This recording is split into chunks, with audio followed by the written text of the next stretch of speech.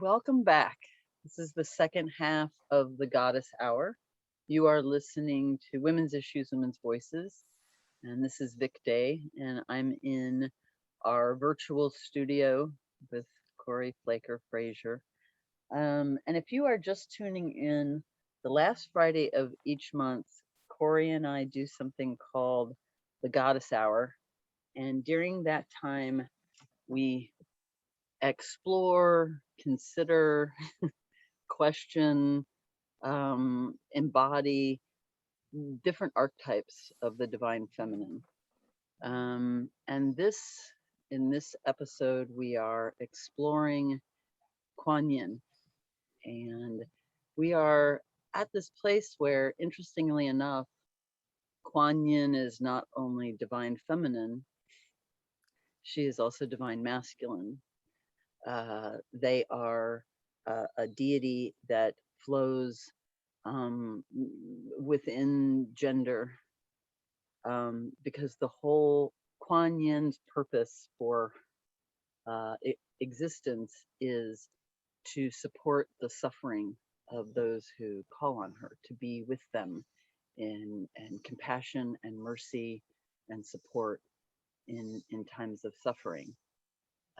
And what we learned as we were studying Kuan Yin is that Kuan Yin began as a male deity, transformed into a female deity, and is now in our contemporary life a deity that we found is called on by many people, but specifically that trans folks have found this deity to be very comforting because of the compassion that they offer, and because of this capacity to come to me, to you, to whoever calls upon Kuan Yin in the form that is the most supportive.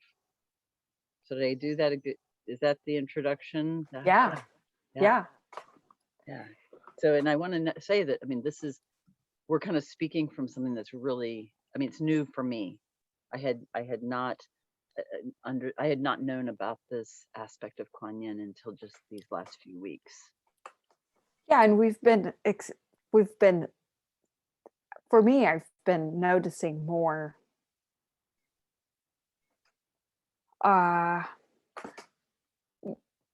more of it, and more fluidity between genders, as I've noticed like different aspects of my life and how non-binary things can be, as I and I mean that's always something that I've been aware of and conscious of and striving for, but I never really thought how that would apply to my spiritual practice as well. Something that was very influential to me many years ago, I'm going to say 25 years ago, was this essay by a man named John Stoltenberg, called How Men Have, and then in parentheses, A, Sex. So it could be read, it's an essay that says How Men Have Sex or How Men Have a Sex. And the essay starts out with him talking about this world in which there are these beings, in which there is a spectrum. And at one end of the spectrum, the birds are really starting to talk behind me. At one end of the spectrum is beings who really embody what they believe, what that species believes is the female form. And on the other end of the spectrum are beings that most represent the male form, and that then everyone is somewhere on this spectrum. Mm-hmm. The same way with sexuality, that there are people who are truly only interested in someone who is of the other end of the spectrum, and there are those that are interested in people all along the spectrum in a sexual and intimate romantic way. Mhm. So he's describing this as if it's a fictional science fiction sort of world. And then he ends that part of the essay by saying, and that is actually the truth. Right. And then he goes on to have more in the essay where he talks about how we've been taught to believe that we are binary beings. Right. And the truth is that we are all, if if we had if we had the compassion to be able to be with ourselves and allow ourselves to be our true selves, we discover that, oh, this thing about me, I identify as masculine energy, and this thing about me, I identify as feminine energy, but I am me. Yeah. Yeah. And we're approaching this from the human perspective. Mm-hmm. And then when you think about the animal world, like there's no deciding. It's just they just do. Mm-hmm. And they experience like we as humans and as in the previous scientists of like in binary needing to categorize everything, we've like assigned like female animals these certain traits and male animals these certain traits. But as we've evolved into reconsidering what gender is, we've noticed that there's a lot of fluidity in the animal world that's Mm-hmm. not binary as well. Yeah. Well, and that's, I remember my daughter, if she's listening to this, I hope she chuckles. I remember driving home from the movies after watching The Lion King, and here's my little, I don't know, 5, 6-year-old, and I'm like ranting about the fact that, that movie made it look like the lionesses, the female lions, just sat there and waited to be saved by the male lions, and I'm like, and that is so not the way it is in reality. The female lionesses are fierce, right? They're hunters. They're not just sitting and waiting, and it's not like the male lions. In fact, I remember reading a article on that. They're like, the male lions often just want to like lay around. you know? And so, but that we anthropomorphize, and then we put on, on these characters what we also put on ourselves as human. Yeah.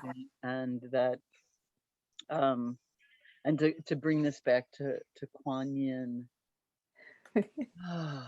is,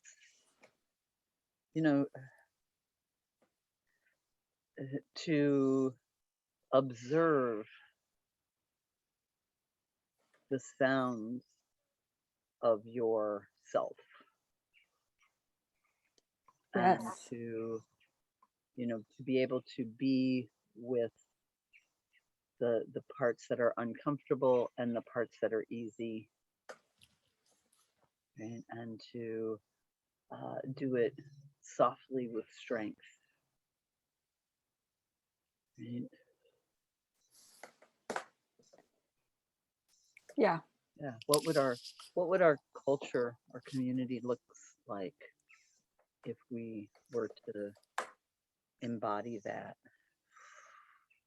in about ourselves and for each other? Yeah. Mhm. I feel like we're in a transition as a culture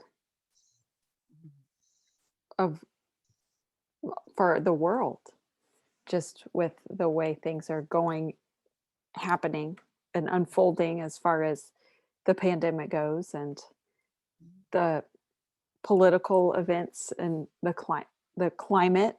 All of these things are really forcing us to reevaluate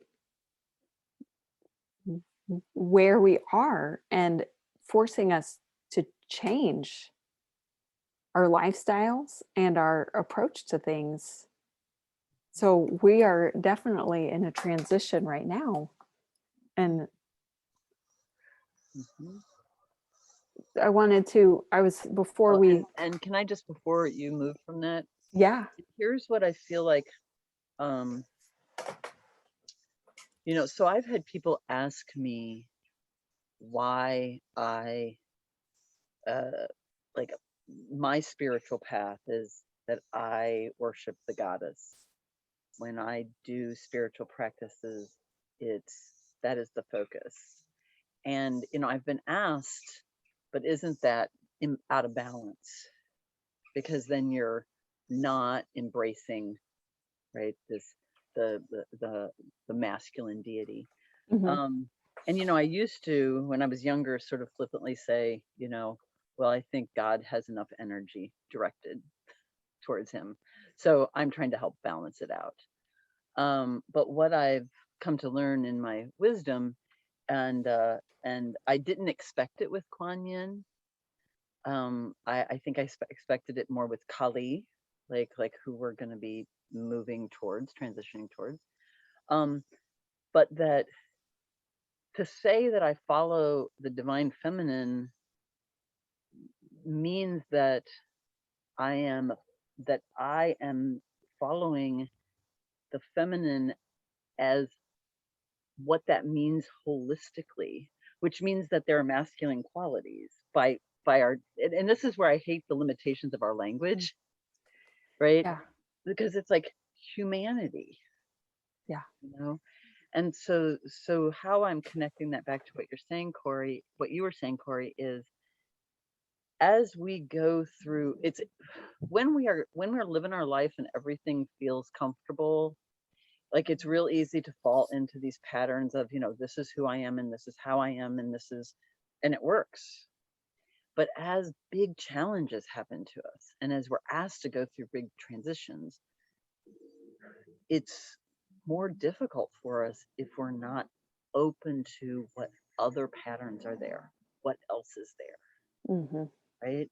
And if I say I can't be like that because I happen to have been born in a body that looks like that, and that's not how this body is supposed to act or talk or dress or whatever, then I may be truncating off something about myself that actually would be helpful to me during transition. And to Right. and to go back to Kwan Yin, it's that compassion to be able to say to myself, "Ooh, this feels a little scary," because, right, like I've been told this isn't how I'm supposed to feel, or this isn't how I'm supposed to act, and yet it's what I'm feeling called to do, right? And to find that compassion so that that fear doesn't, doesn't override, that I actually can get the strength. Yeah. Yeah, yeah. And we're all going through big transitions. I mean, just learning how to work from home, social distance, Yeah. right? And we Deal thought with we the were, new variables of what we thought what we knew, and now it's changing. yes, we thought we were ready to move forward and now we have to go back, and it's like, Yeah. oh, maybe we haven't learned something yet. Parallel, Mhm. or Yeah. yeah, right. Right. Yeah. So the word trans, the root word trans means indicates across or over, Mm, beyond or above, from one place to another, and changing. hmm And I think about that as far as these transitions that we have, like transition to life, when you have a midwife or a doula helping bring somebody, bring a birth, bring a baby or a child into the world, and then like a death, you you transition somebody to die, and sometimes you have like a family member who's really there for every step of the way to help transition this person to death. So the birth happens and the death happens, and then what? Like hmm we work towards an event that happens, and then that's almost when the real transition begins for some of us. Of being, Yeah, of right? being. Of being. I know we only have a few minutes left, but I wanted Yeah. to pose some thoughts to our listeners take a minute to remember a big transition that you experienced and remember the feelings that you had during each phase. Like, how did you handle the beginning when you knew that this was something that was about to happen?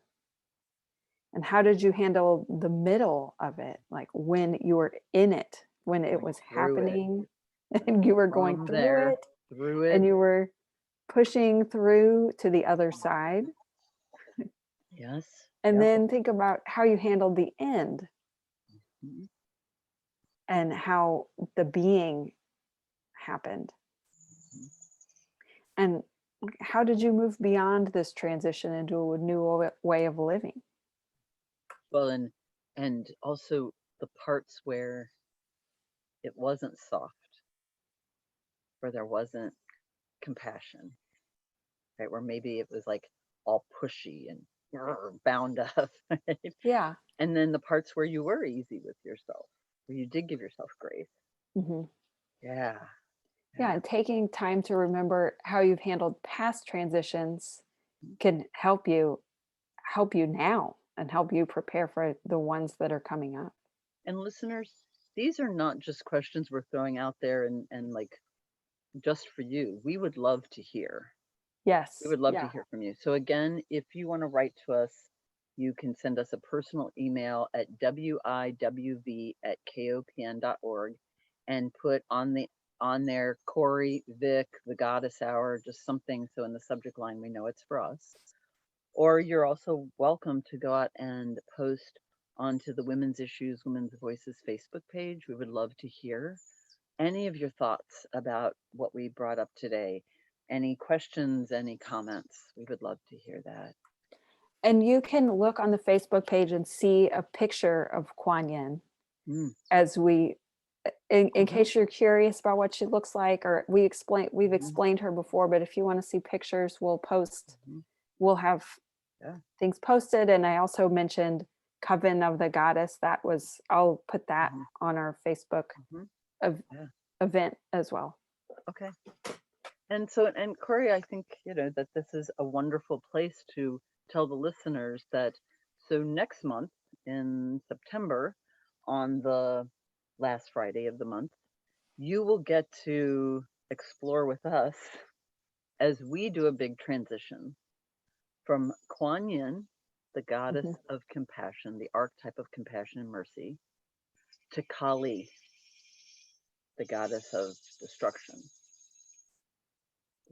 and rebirth. It's Yeah, perfect for the autumn season. it's perfect for the autumn. We're not quite sure how we're going to make that transition yet, so you get to explore with us as whatever comes out of us over this month. So we hope that you will join us, and I appreciate all of you listening, and thank you for joining me in my backyard with all the wonderful summer sounds. Thanks, everybody.